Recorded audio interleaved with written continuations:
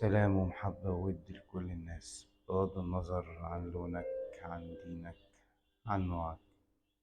سيجموند فرويد قال فعل ما تخف. جلال الدين الرومي قال ما أن تبدأ الرحلة حتى يظهر الطريق. اسم البودكاست بتاعي سكون. هدفي فيه أوصل أنا وأنتوا لمرحلة السكون.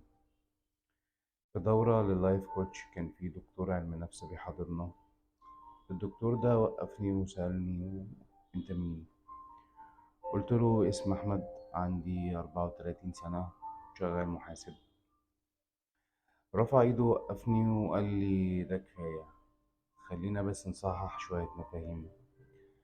أحمد هو ده الاسم اللي انت اتدربت عليه من وانت صغير ان انت لما تسمعه تنتبه. تاني حاجة، انت عندك 34 سنة. أه... عشت فيهم قد ايه؟ حسيت بيهم قد ايه؟ كنت موجود بنسبة كام في المية في الحاجات اللي انت بتعملها؟ يعني بتاكل وبتشرب وبتشتغل بكام في المية من إحساسك؟ لو انت حظك كويس تبقى لميت في ال34 سنة دول ذكريات لا تتعدى لحظات. ده لو انت حظك كويس، سواء كانت حلوة أو وحشة. بتقول إنك شغال محاسب، غالبا دي الشغلانة اللي كانت متاحة بالنسبة لك فبقت شغلانتك. دلوقتي بعد ما شيلنا كل الكلام دوت، تقدر تقولي انت مين؟ هنا كانت إجابة الصمت، وقررت أعرف أنا مين. وفي رحلتي دي لقيت مش أنا لوحدي بس اللي مش عارف إجابة السؤال دوت، في ناس كتير أوي مش عارفة إجابة السؤال ده. ولما يبقى الواحد ماشي طريق مش عارف هيوديه لفين، بيحاول يدور على حد يمشي معاه الطريق دوت. قررت إن أنا أتونس بيكوا في طريقي. البودكاست دوت هدفه حاجة واحدة بس، إن يعني ممكن في رحلتي اللي بالمناسبة كل واحد فينا ليه رحلته الخاصة، حد فيكم يكون عدى بالمرحلة اللي أنا فيها أو بالتجربة اللي أنا فيها، ينور لي طريقي.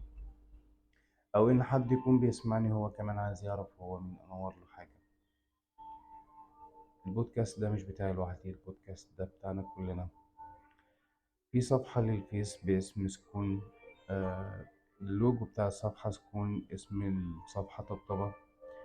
هنتناقش فيها في كل الأفكار اللي هنطرحها هنا مع بعض.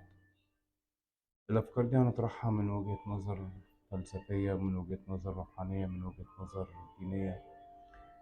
في النهاية أنا حابب إن احنا نوصل. يا رب أكون داعم ليكوا وأنتوا كمان داعم ليا. في النهاية سواء كنت مهتم أو مش مهتم هتسمع المقدمة ديت أو مش هتسمعها، بطلب منك بس تتمنى لي التوفيق في رحلتي زي ما أنا بتمنى لك التوفيق في رحلتك. يا رب نقدر نوصل. وأنا مش هبخل، ويا ريت كمان اللي عنده معلومة ما يبخلش. لكم مني كل سلام وكل حب وكل احترام. هطلب بس طلب أخير، يا ريت محدش فيكم يصدر عليا أي حكم، لأن هنتناقش في المواضيع دي من وجهات نظر كتير جدا. هتكلم بغض النظر عن ديانتنا، بغض النظر عن جنسياتنا، بغض النظر عن نوعنا. تاني حاجة، سامحوني لو في مشاكل فنية في الصوت في المزيكا، لأن أنا مش محترف في الموضوع وحابب إن الموضوع يبقى طبيعي أوي كأنها قعدة دردشة ما بين ناس. يا رب أكون خفيف عليكم.